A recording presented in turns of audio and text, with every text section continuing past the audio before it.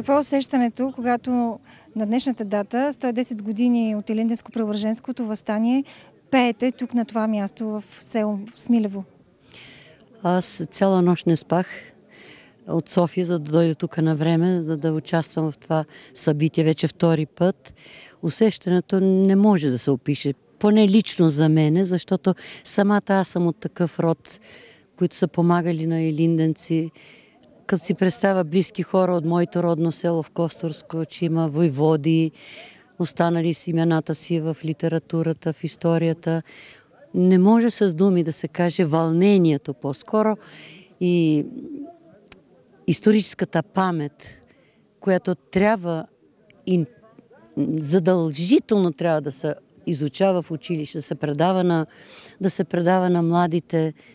Ние по-скоро американски филми, знаеме празниците на тиквата, празника на войната, празника на бабата, на майката, но не знаеме нищо, почти нищо, младите не знаят за нашата история. Вълнението е и чувството е голямо, още повече тук виждам такива хора пред паметника на тези велики илинденци, ето Даме Груев. Не се оплаквам, че съм уморена. Факта, че запях за героите от Илинденско въстание, говори, че аз винаги, докато мога, всяка моя песен за тези събития ще бъде като голям стон, мъка за майка Македония. Бихте ни запяли съвсем кратко нещо, свързано с датата? За Илинден лично? За историческото събитие, да. Моето сърце Македония, роден край на моите деди, още нося като рана, като болка не изтляла, спомени от детските си дни.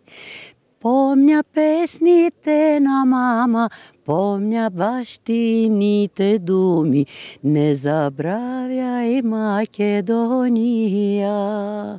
Много хубава песен, пак за борбите македонски, но да не отекчаваме публиката така, другояче звучи без музика.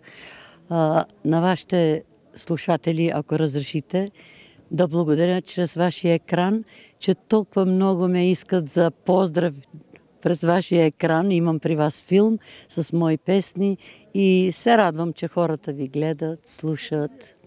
Доста директни сте, но друга тема е това. Ние днес говорим за 20 юли по-старому, а иначе на 2 август се чества началото на Илинденско-Преображенското въстание. Един порив на този народ за освобождение и обединение с майка България.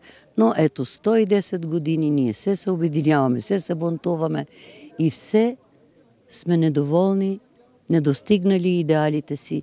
Нито идеалите на нашите прадеди, на нашите деди, майки, пък и на наше време видите как минаваме границата. Колко трудно е.